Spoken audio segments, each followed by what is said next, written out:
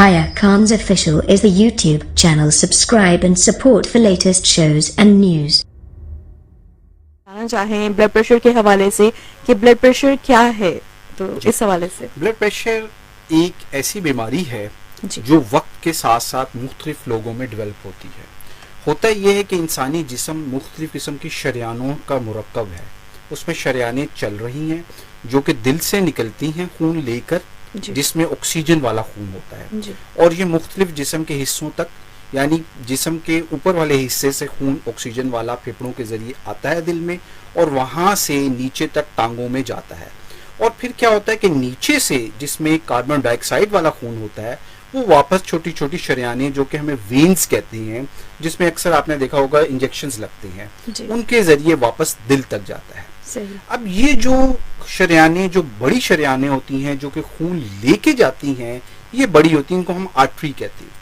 होता क्या है कि वक्त के साथ साथ इन आर्टरीज के अंदर जो सा है कोलेस्ट्रोल और चर्बी की तह जमना शुरू हो जाती है। सही। अब होता ये है कि जब इनमें तह जमती हैं तो इसका डायामीटर यानी इसका जो साइज होता है वो शरियानों का तंग होना शुरू हो जाता है। जब ये तंग होता है तो खून के बहाव में तकलीफ होना शुरू हो जाती है, यानी आहिस्ता आहिस्ता खून गुजरता है इसमें से, तो वो प्रेशर बढ़ना शुरू हो जाता है। वो बैक पे प्रेशर आता है दिल के ऊपर जी। और इसको हम कह देते हैं कि ऐसे लोगों में ब्लड प्रेशर बढ़ना शुरू हो गया। यानी शरियानों में प्रेशर को ब्लड का हम प्रेशर का नाम आसान जबान में नाम दे दिया। अब इसके दो हिस्से होते हैं। एक वो हिस्सा होता है जिसको हम कहते हैं सिस्टोलिक, यानी जब दिल पंप करता है, इसको हम कहते हैं सिस्टोलिक यानी ऊपर वाला प्रेशर, और डायस्टोलिक ये वो प्रेशर होता है जो दिल जब पंप करके थोड़ी देर के लिए ब्लड इसमें वापस आ जाता है, इसको हम डायस्टोलिक कहते हैं। तो नॉर्मल ब्लड प्रेशर जो सा होता है 120/80 होता है। जब शरियानों के अंदर तब्दीलियां ज्यादा आना शुरू हो जाती हैं, रुकावट बहाव में बढ़ना शुरू हो जाती है, तो प्रेशर बढ़ना शुरू हो जाता है, दिल के ऊपर उसका असरात आते हैं।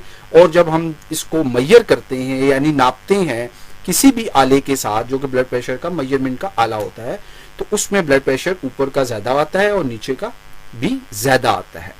जब 140/90 ब्लड प्रेशर किसी का हो जाता है तो उसको हम डिक्लेयर कर देते हैं इसको हाइपरटेंशन है, ये हाइपरटेंशन का मरीज है। इसकी मिसाल थोड़ा सा मैं इस तरह में दे सकता हूँ कि जैसे आप समझ लें एक किचन है आपका जहां पे ड्रेन लगा है और वहां से रोजाना आप पानी से बर्तन धोते हैं, तो नया जब ड्रेन होता है तो उसमें से पानी अच्छी तरह फ्लो गुजरता है। जैसे जैसे वक्त गुजरता जाता है उसमें रुकावट आना शुरू होती है, यानी कोलेस्ट्रॉल और चर्बी की तह जमना शुरू होती है, इसी वजह से तंगी आना शुरू होती है और पानी खड़ा होना शुरू हो जाता है। तो ये एक ब्लड प्रेशर की आसान जबान में तशरीह समझ लें आप। सही है। ओके जी लिसनर्स, हम यहाँ पे एक छोटा सा ब्रेक लेंगे, उसके बाद वापस आते हैं, हमारे साथ रहिएगा।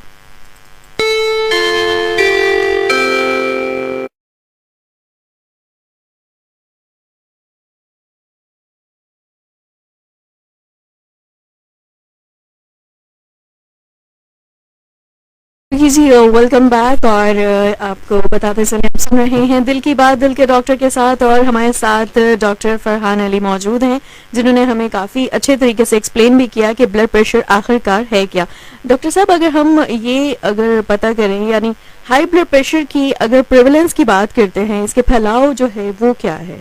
अच्छा, पाकिस्तानी जैसे एरिया है तो यहाँ की पॉपुलेशन में ब्लड प्रेशर की जो बीमारी है वो अगर हम दूसरे ममालिक से देखें तो यहाँ पे ज़्यादा है। सही। उसकी वजह ये है कि यहाँ पे एक तो लोगों की जो लाइफ स्टाइल है, यानी मुख्तलिफ किस्म की जो उनकी एक्टिविटीज़ हैं, यानी वो एक्सरसाइज का ख्याल नहीं रखते, डाइट का ख्याल नहीं रखते, इसी तरह मुख्तलिफ किस्म के स्ट्रेस हैं, टेंशन है, इन्वायरमेंटल फैक्टर्स हैं ऐसे हैं जिसकी वजह से हमारे इलाके में प्रेवलेंस ब्लड प्रेशर की वक्त के साथ साथ बढ़ती जा रही है। सही। क्योंकि ये ऐसी चीज़ें होती हैं जो कि अगर हम इनको कंट्रोल नहीं करते तो ब्लड प्रेशर की बीमारी यंग लोगों में भी आना शुरू हो जाती है। क्योंकि मैं देखता हूँ कि वो लड़के या लड़कियाँ जो कि जंक फूड बहुत ज़्यादा खाती हैं, जो एक्सरसाइज नहीं करते या कंप्यूटर पे या मोबाइल पे बैठे रहती हैं, तो उनके जिस्म में ऐसी तब्दीलियां आना शुरू हो जाती हैं,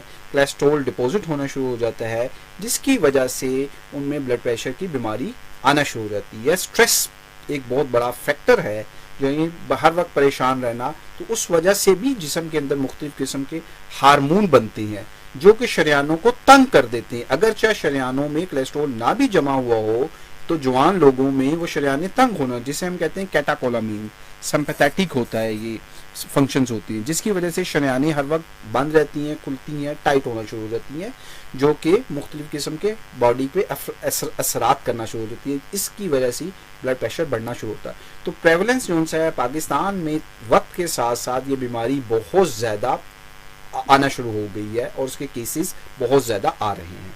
सही। हाई ब्लड प्रेशर की किस्मों के हवाले से अगर हम बात करें, अभी आपने बताया भी था, तो जैसे कि आपने बताया कि अगर एक दफा रिपीट करें कि ये किस्में मतलब कितनी हैं? ब्लड प्रेशर जो है वो दो किस्म का होता है जी।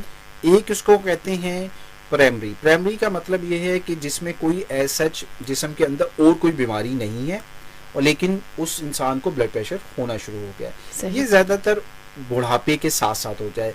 जैसे ही किसी भी इंसान की 40 से ज़्यादा उम्र शुरू हो जाती है तो उसके अंदर तब्दीलियां रोनुमा होना शुरू हो जाती हैं। इसी तरह वो ख़वातीन जो कि मेनोपॉज में चले जाती हैं, जिनके हार्मोन्स बनना बंद होना शुरू हो जाती हैं, तो यानी पैदाइश नहीं कर सकती बच्चों की, तो उनमें हार्मोन्स एक होते हैं जो प्रोड्यूस होते बनते रहते हैं, वो जब बंद होना शुरू होती हैं तो उनमें भी ब्लड प्रेशर की बीमारी का रुझान बढ़ जाता है।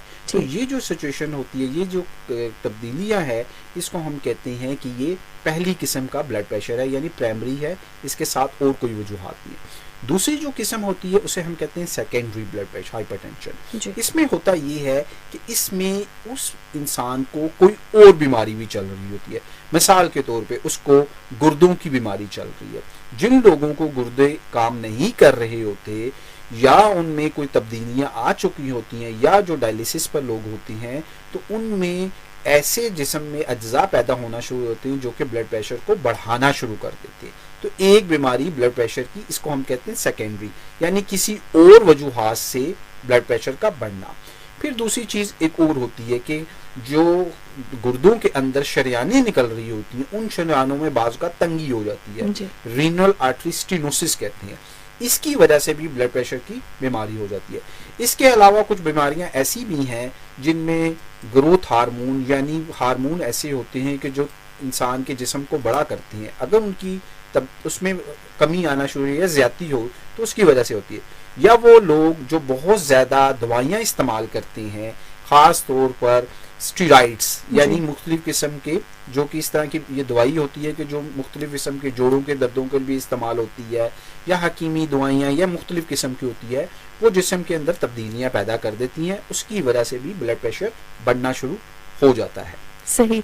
अच्छा डॉक्टर साहब, ये भी बताएगा कि हाई ब्लड प्रेशर के होने से क्या नुकसानात होते हैं अगर हम इसका बर वक्त इलाज नहीं करते हैं? जी, ब्लड प्रेशर एक इंतहाई खतरनाक बीमारी है अगर इसका वक्त पर इलाज ना किया जाए। ये जिस्म के हर हिस्से के ऊपर असरात करती है।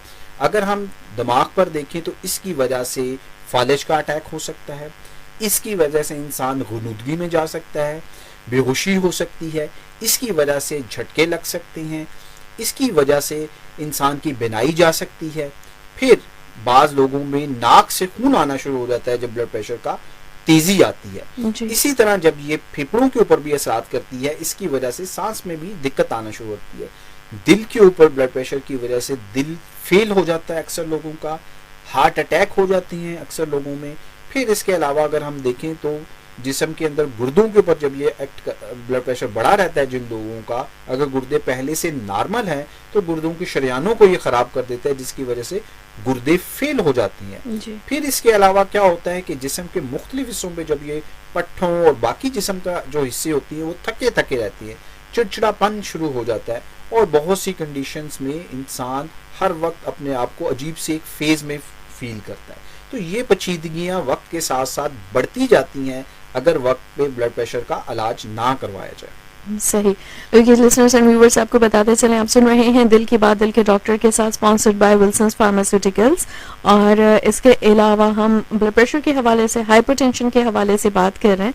कुछ फीडबैक्स भी आपके हमारे पास आ रहे हैं। सिम्टम्स की बात करें, जैसे कि हमारे लिसनर्स व्यूअर्स पूछ रहे हैं कि जी इसकी सिम्टम्स क्या होती है, क्या सांस का फूलना भी इसके सिम्टम है? सर का दर्द तो है ही है, पट्टों का खिंचाव वगैरह होता है, इस हवाले से सिम्टम्स के हवाले से क्या ब्लड कहेंगे? प्रेशर जब किसी को स्टार्ट हो जाता है या बढ़ना शुरू हो जाता है तो सबसे पहले अक्सर लोगों में सर में दर्द शुरू हो जाता है। सर का दर्द पहली निशानी होती है अक्सर लोगों में ब्लड प्रेशर के बढ़ने की वजह से। फिर क्या होता है कि आंखों में बनाई पे असरात आते हैं। जैसे जैसे इस बीमारी का अगर तदारक नहीं किया जाता या ट्रीटमेंट इसकी नहीं ली जाती तो आंखों की बनाई पे असरात शुरू हो जाते हैं, यानी विजन में धुंधलापन आंखों में आपको मिल सकता है। फिर क्या होता है, सांस अक्सर लोगों में फूलता है। फिर दिल के ऊपर प्रेशर पड़ता है, अक्सर लोगों में दिल का दर्द शुरू हो जाता है, यानी एंजाइना भी हम कर सकते हैं, कह सकते हैं, जो कि बाजू में भी दर्द जाता है जब तेज ब्लड प्रेशर हो जाता है। इसके अलावा बाज लोगों में पेट का दर्द के साथ भी मसाइल आ सकते हैं। पट्टे थके थके रहते हैं, काम करने को दिल नहीं करता, चिड़चिड़ापन शुरू हो जाता है और फिर आहिस्ता आहिस्ता पेशाब भी बाज लोगों में ज्यादा आता है क्योंकि ये गुर्दों के भी असरात शुरू कर देते हैं। अच्छा, सही है। अच्छा, इसके अलावा ये भी बताइएगा कि इसका ताल्लुक उम्र से होता है कि किसी आप एज में जाके आपको ब्लड प्रेशर होगा, यंग एज में नहीं होगा, ओल्ड में होगा या मिडिल में? जी, असल में जैसे हमने पहले भी बात करी कि ब्लड प्रेशर की दो किस्में हैं जी। एक जिसे हम कहते हैं प्राइमरी, यानी जो कि उम्र के साथ साथ ही होता है। जैसे 40 साल की उम्र गुजरती है हमारे सेटअप में तो लोगों में बहुत ज्यादा चेंजेस आना शुरू हो जाती हैं शरीयानों में और उसकी वजह से ब्लड प्रेशर का बढ़ना एक मामूल है। दूसरी किस्म जो उनसे जैसे बात बताई थी कि कोई और बीमारी इसको साथ चल रही है तो इसमें ये जो उनसे अगर कोई और बीमारी चल रही है तो यंग एज में भी ये ब्लड प्रेशर हो सकता है, या उसकी फैमिली हिस्ट्री है, खानदान में चल रहा है कि उसको उनके खानदान में जवानी में ही ब्लड प्रेशर हो गया है तो उस चीज को हमें देखना पड़ता है कि उन लोगों में कोई ऐसा तो नहीं है कि कोलेस्ट्रॉल, जिसे डिसलिपिडीमिया में एक बीमारी होती है कि कोलेस्ट्रॉल ट्राइग्लिसराइड के लेवल बढ़ जाते हैं खून के अंदर, या बाज लोगों के अंदर गुर्दे के अंदर मुख्तलिफ किस्म की पानी की झिल्लियां बननी होती है जवानी में, यंग एज में, तो उन लोगों में ब्लड प्रेशर यंग एज में होता है। लेकिन ज्यादातर ब्लड प्रेशर एज के साथ साथ होता है। जैसे ही हम 40 इयर्स तक टच करते हैं हार्मोनल चेंजेस जिस्म के अंदर आना शुरू हो जाती हैं, एजिंग शुरू हो जाती है और ब्लड प्रेशर का बढ़ना मामूल है। अगर हम अपनी लाइफस्टाइल को, यानी एक्टिव नहीं है, सेडेंट्री लाइफस्टाइल, यानी खाते हैं, सो जाते हैं, बैठे रहते हैं, गाड़ी पे बैठ के सफ़र करते हैं और काम ऐसा नहीं एक्टिविटी करते, यानी वॉक नहीं करते, तो इन लोगों में ब्लड प्रेशर का जल्दी होना मामूल बन गया है आजकल की रूटीन में। सही। अच्छा डॉक्टर साहब, ये भी बताइएगा क्या ब्लड प्रेशर का ताल्लुक मर्द और औरत में है कि मर्दों में ये ज्यादा इसकी परसेंटेज है, मर्दों में ज्यादा होता है या औरतों में ज्यादा होता है, इस तरह का कुछ है? जी, खवातीन में जब जैसे ही मीनोपॉज यानी माहवारी आना बंद हो जाती है तो उनमें ब्लड प्रेशर के चांसेस बढ़ जाते हैं, जबकि मेल में जो मर्द हजरात हैं उनमें अगर उनकी लाइफस्टाइल जैसे मैंने बात करी एक्टिव नहीं है तो उनमें जल्दी भी आ सकते हैं। लेकिन जो लोग एक्टिव हैं और अपनी हेल्थ का ख्याल रखते हैं तो उनमें ब्लड प्रेशर अक्सर लोगों में 60 साल के बाद भी नहीं होता या फिर 60 साल तक आ जाता है। लेकिन वो लोग जो एक्टिव नहीं हैं, लाइफस्टाइल को बेहतर नहीं करते, वॉक नहीं करते, अपनी खुराक को ठीक नहीं रखते, तो 40 साल में या 35 साल में भी उनको ब्लड प्रेशर के मसाइल शुरू हो जाते हैं। तो ये खवातीन और मर्दों में डिपेंड करता है कि उनकी जिंदगी के किस तरह के रूटीन कैसी है, उसके मुताबिक इसका लिंक है। क्योंकि ये जो प्रेवलेंस है वो डिपेंड करती है इन्वायरमेंटल फैक्टर, हम कहाँ पे रह रहे हैं, हमारी स्ट्रेस की रूटीन कैसी है, हमारी फैमिली में क्या हिस्ट्री कैसी चल रही है, या हम क्या क्या दवाइयाँ ले रहे हैं। तो हर एक में मुख्तलिफ इसके आने के चांसेस हैं। सही। डॉक्टर साहब, वो कौन लोग हैं जो कि हाई ब्लड प्रेशर की वजह से हाई रिस्क पे हैं? वो लोग जिनकी फैमिली हिस्ट्री है, जिनके खानदान में ब्लड प्रेशर चल रहा है, उनमें ब्लड प्रेशर होने के चांसेस बढ़ जाते हैं। दूसरे नंबर पे कि वो लोग जो ऐसी दवाइयाँ इस्तेमाल कर रहे हैं, जैसे दर्दों की दवाइयाँ बार बार इस्तेमाल करते हैं, या वो दो लोग जिनको सांस के मसले यानी एस्थमा, या वो जो सिगरेट स्मोकर हैं, स्मोकिंग जो बहुत ज़्यादा करते हैं, या नस्वार का ज़्यादा इस्तेमाल करते हैं, उन लोगों में भी ब्लड प्रेशर होने के चांसेस बढ़ जाते हैं। इसी तरह वो लोग जिनको दिल की बीमारी चल रही है, वो लोग जिनको शुगर के मसाइल है, या वो लोग जो कि कुछ बीमारियां ऐसी हैं जिनको हम ऑटोइम्यून डिजीज़ कहते हैं, उनमें ब्लड प्रेशर का बढ़ना मामूल है, या वो लोग जिनको गुर्दों के मसाइल हैं तो उनमें भी ब्लड प्रेशर बढ़ता रहता है और उसकी कॉम्प्लिकेशन हो सकती हैं। सही। अच्छा डॉक्टर साहब, ये भी बताइएगा कि हाई ब्लड प्रेशर की शुरू की इलामात क्या हैं जिसमें हमें फौरन जो है वो डॉक्टर के पास जाना चाहिए, या हमें कुछ रीडिंग्स लेनी चाहिए फिर जाना चाहिए? एक दफ़ा अगर ब्लड प्रेशर हाई आ गया है तो क्या दोबारा से हमें चेक करना चाहिए? जी, ब्लड प्रेशर की जो जैसे हमने बात की है कि अगर किसी इंसान का ब्लड प्रेशर 140/90 आ रहा है जी। और वो 2 दफ़ा चेक करना, मतलब आज आपने चेक किया है, फिर उसके बाद कुछ अरसे के बाद चेक किया है और वो 140/90 है, तो उसको हम ब्लड प्रेशर डिक्लेयर कर देते हैं। अब इसमें आगे से फिर एक कंडीशन आ जाती है। बाज़ लोगों में हम कहते हैं वाइट कोट हाइपरटेंशन, मिसाल के तौर पर वो हॉस्पिटल गए, उन्होंने ब्लड प्रेशर चेक करवाया तो उनका ब्लड प्रेशर बढ़ा हुआ आता है, जी। लेकिन अक्सर होता ऐसा नहीं है। जब वो घर में चेक करते हैं तो ब्लड प्रेशर नॉर्मल होता है, तो ये इसे हम वाइट कोट हाइपरटेंशन कहते हैं। इसमें फिर कुछ चीज़ें हम करते हैं जिसमें हम एम्बुलेटरी यानी उनको एक मशीन लगा देते हैं जिससे ब्लड प्रेशर उनका चेक होता जाता है, या रेस्टिंग कंडीशन में या वो रिलैक्स बैठे होते हैं उनका ब्लड प्रेशर चेक किया जाता है। लेकिन जैसे हमने पहले बात की कि एज 40 ईयर्स से बढ़ना, ज़्यादा एज हो तो उन लोगों में रिस्क फैक्टर्स बढ़ जाते हैं, यानी चांसेस ब्लड प्रेशर के बढ़ जाते हैं।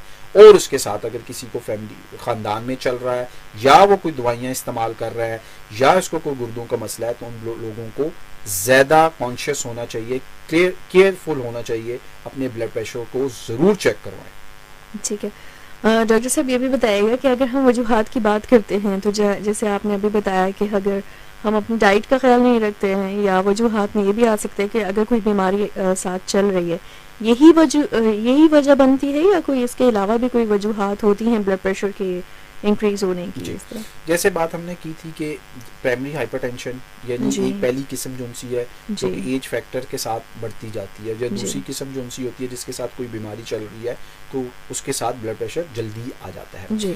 तो ज़्यादा जो फैक्टर हैं कि हमारे एरिया में यानी साउथ ईस्ट एशिया में अगर हम पाकिस्तान में देखें तो हमारी एक तो सेडेंट्री लाइफस्टाइल है। सेडेंट्री लाइफस्टाइल से मुराद ये है कि हम इतनी ज़्यादा एक्टिविटी नहीं करते, यानी हम रोज़ाना वॉक को ख्याल नहीं रखते, इसी तरह हम अपनी खुराक उन चीज़ों का ख्याल नहीं रखते, यानी फ़ैट भी हम ले रहे हैं, साथ जो उनसे है चिकनाहट वाली चीज़ें भी इस्तेमाल कर रहे हैं, बाकी मुख्तलिफ़ किस्म के भी कर रहे हैं, स्ट्रेस भी, टेंशन भी चल रही है, और एक ऐसी सिचुएशन में रहते हैं जहाँ पे हमारे पास एक अच्छी हाइजीनिक कंडीशन नहीं है, या हमारे पास ग्रीनरी या इन्वायरमेंटल फैक्टर ऐसे, तो ये सारी चीज़ें ऐसी हैं जो कि कंबाइन होकर इंसान की हेल्थ के ऊपर असर करती हैं, जिसकी वजह से ब्लड प्रेशर के चांसेस बढ़ जाते हैं।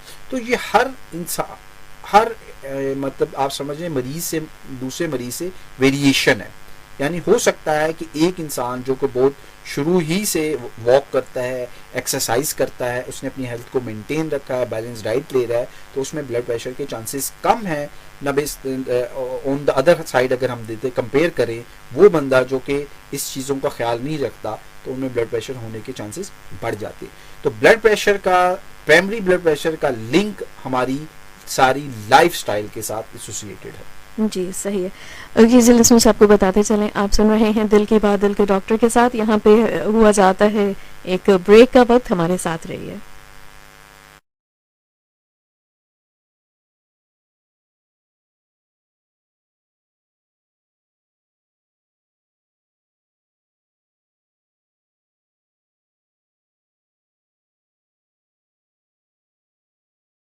बैक लिसनर्स एंड व्यूअर्स, और आपको बताते चलें कि आप एक बहुत ही important topic high blood pressure के हवाले से हम बात कर रहे हैं, जो कि बहुत ज़्यादा कॉमन होता जा रहा है। पहले इतना ज़्यादा नहीं देखा जाता था, लेकिन आज जो है हर तीसरे अगर बंदे को देखें तो हाई ब्लड प्रेशर का वो शिकार है, हाइपरटेंशन का शिकार है, जिसके लिए हमारे साथ डॉक्टर साहब मौजूद हैं, जो कि आपको बता भी रहे हैं। साथ साथ डॉक्टर फरहान अली हमारे साथ मौजूद हैं, जो कि consultant physician capital hospital Islamabad E114 से मौजूद हैं यहाँ पे। अच्छा डॉक्टर साहब, हम बात कर रहे थे, कुछ हमने वजूहात डिस्कस की, सिम्टम्स, हाई रिस्क के हवाले से भी आपने बताया कि कौन लोग हैं। काइंडली बताइएगा अब के हाई ब्लड प्रेशर का इलाज क्या है? जी, ब्लड प्रेशर का इलाज उम्र के साथ ताल्लुक है, और दूसरा जो सा है कि उसके साथ कोई बीमारी तो नहीं चल रही, उसके साथ ताल्लुक है, और मेल टू फीमेल डिफरेंट, यानी ख़वातीन में मुख्तलिफ है, मेल में मुख्तलिफ है, अगर उनको कोई साथ प्रॉब्लम चल रहा है। मिसाल के तौर पर अगर कोई खातून हामला है और उसको ब्लड प्रेशर है तो उसकी दवाइयाँ मुख्तलिफ हैं। अगर कोई मरीज जिसको गुर्दों का भी असरात हैं, प्रॉब्लम चल रही है, तो उसमें उसकी दवाइयाँ मुख्तलिफ है। या वो लोग जिनको दिल का मसला चल रहा है और ब्लड प्रेशर साथ आ गया तो उनकी दवाइयाँ मुख्तलिफ है। या वो लोग जिनको ब्लड प्रेशर है और साथ सांस की बीमारी है, जैसे दमे की बीमारी है या एलर्जिक इश्यूज हैं, तो उनमें ब्लड प्रेशर की दवाइयाँ मुख्तलिफ है। तो ये हमने एसेस करना होता है, डॉक्टर एसेस करता है, पहले देखता है, मुआयना करता है कि इसको कौन सी ब्लड प्रेशर की दवाई दी जाए ताकि इसके सारी चीज़ों को सेफ रखा जाए, यानी दिल को भी सेफ रखा जाए, गुर्दों को भी सेफ रखा जाए और फेफड़ों और बाकी चीज़ों को भी जो इस पे नुकसानात ना आए। सही। एक क्वेश्चन मेरे पास आया है कि what to do in emergency high and low BP, please recommend first aid medicine कोई हो। हाई ब्लड प्रेशर अगर किसी को होता है तो सबसे पहले ज़रूरी है कि आप एसेस करें कि आपने ब्लड प्रेशर चेक किससे किया है, क्योंकि अक्सर जो सी है घर में जो हम चेक करते हैं डिजिटल एक मशीन होती है जिससे ब्लड प्रेशर चेक किया जाता है, लेकिन डिजिटल मशीन जो होती है ये बहुत ही एक्यूरेट चीज़ें बताती है अगर इसके रूल्स को फॉलो किया जाए, क्योंकि इसको तरीका इस पे होता है जो कि इसके मैनुअल पे मेंशन किया गया होता है, देखा जाता है। अगर हमने उसके मुताबिक नहीं करते तो ब्लड प्रेशर ये बाज़ औक़ात ज़्यादा बता देती है और बाज़ औक़ात लो ब्लड प्रेशर रहता है। तो इससे बेहतर है कि एक मरकरी बीपी अपरेटस आता है जो कि अक्सर आपने देखा होगा जिसमें एक मरकरी ऊपर चढ़ रहा होता है और नीचे उतर रहा होता है, सबसे उसमें एक्यूरेट ब्लड प्रेशर मेजर किया जा सकता है, क्योंकि उसमें इस तरह का प्रोटोकॉल फॉलो नहीं कर सकता। अगर उसके लिहाज से अगर आपको ब्लड प्रेशर चेक करने का तरीका आता है जो कि बहुत आसान है, आप कहीं पर भी हॉस्पिटल में या आपके नज़दीक कोई भी पैरामेडिकल है या डिस्पेंसर है तो ब्लड, और अगर आपके घर में कोई फैमिली के लोगों को ब्लड प्रेशर का मसला है तो आप सीखें, ज़रूर सीखना चाहिए ब्लड प्रेशर का मेजर करने का तरीका। तो उसमें दो साउंड्स आती हैं जब हम ब्लड प्रेशर चेक करते हैं, एक साउंड ऊपर वाला ब्लड प्रेशर बताती है और जो उस आवाज़ ख़त्म होती है तो नीचे वाला ब्लड प्रेशर बताती है, यानी ऊपर वाला नॉर्मल 120/80 होता है। अगर वो ज़्यादा है, 140 से ज़्यादा है ऊपर वाला और नीचे वाला 90 से ज़्यादा है, तो आपको अपने डॉक्टर से डिस्कस करना चाहिए, नियरेस्ट जो भी करीबी है उससे ज़रूर करना चाहिए।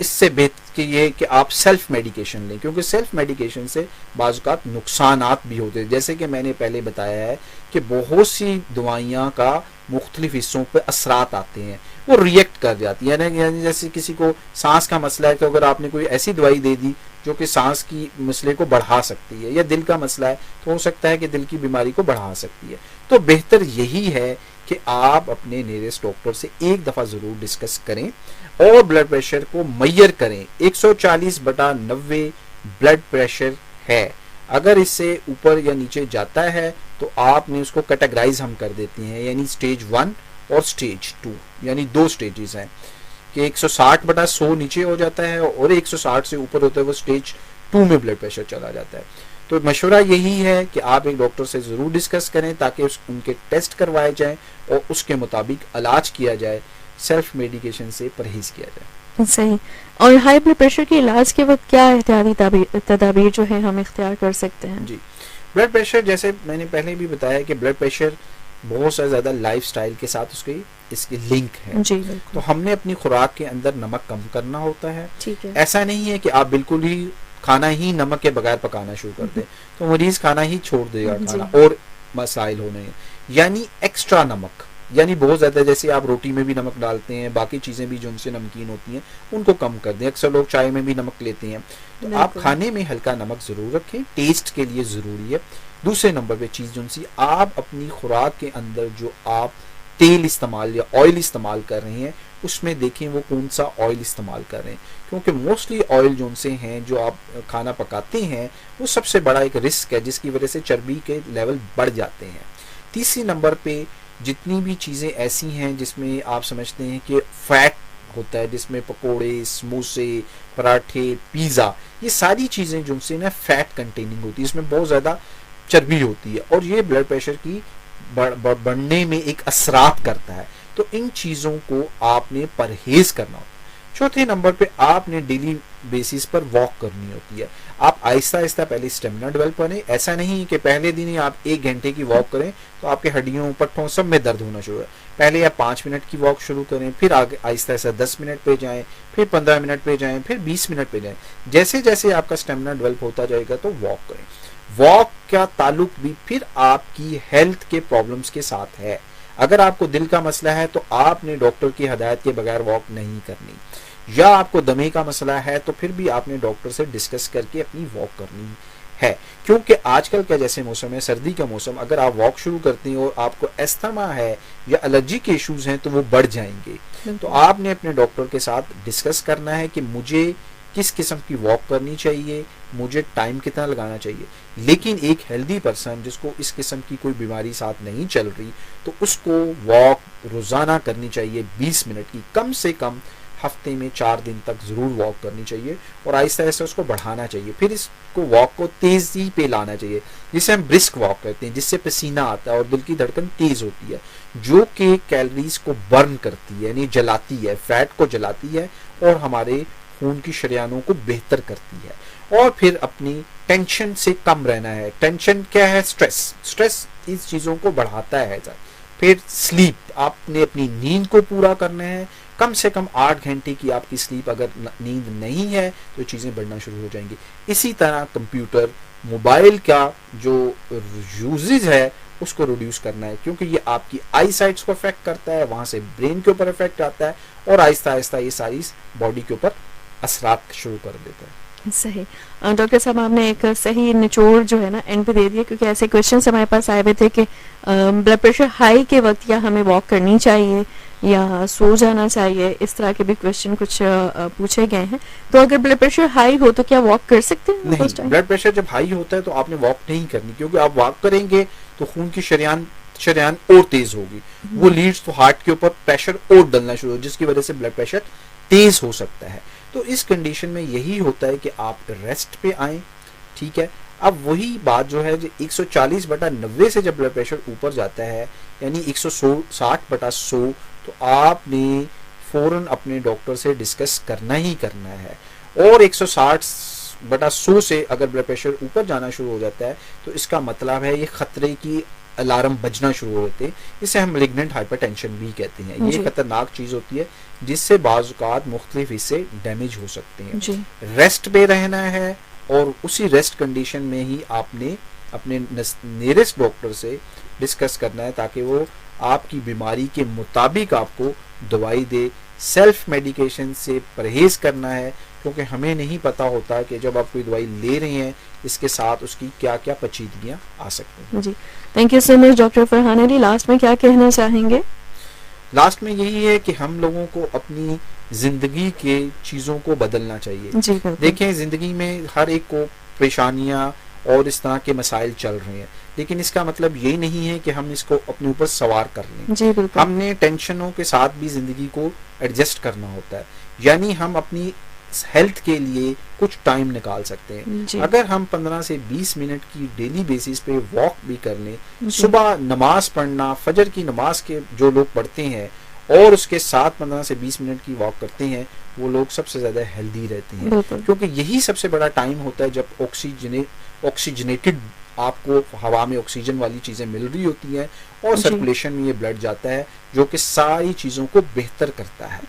और दूसरी चीज ये है कि जो आजकल की एक्टिविटीज में है कि हम मोबाइल पे हर वक्त बैठे रहते हैं, कंप्यूटर के ऊपर अब बहुत ज्यादा बैठते हैं, जिसकी वजह से हमारी स्लीप की रूटीन डिस्टर्ब हो रही है और चीजें हमें डिस्टर्ब कर रही हैं। तीसरे नंबर पे हमें जंक फूड से परहेज करना चाहिए, क्योंकि हमारी यंग नस्ल जो सी है बस एक इसी पे पिज्जा, पराठे, बर्गर्स और इस पे जाना शुरू हो गई है। तो ये चीजें ऐसी हैं जो कि हम करने से, और ये बहुत सिंपल सी चीजें हैं जिनके करने से हम पेचीदगियों से बच सकते हैं। अगर आप पुराने जिंदगी में चले जाएं, जो लोग कस्बों में अभी भी कस्बों में रहते हैं, विलेजेस में रहते हैं, और जो फार्मर्स हैं वो बहुत हेल्दी हैं एज कम्पेयर टू जो कि अर्बन एरियाज में लोग रहते हैं। बिल्कुल सही। यही पैगाम है कि अपनी सेहत का ख्याल रखेंगे तो आप पचीदगियों से बचेंगे और एक हेल्दी शहरी ही एक अच्छा इंसान साबित हो सकता है। बिल्कुल ठीक। Thank you so much doctor Farhan Ali. बहुत शुक्रिया आपको। ओके जी लिसनर्स, चाहेंगे आपसे इजाजत। आप सुन रहे थे दिल की बात दिल के डॉक्टर के साथ। चाहूंगी इजाजत, इंशाल्लाह दोबारा मुलाकात होगी। अल्लाह हाफिज। पाकिस्तान जिंदाबाद। Thanks for watching and subscribe to our channel.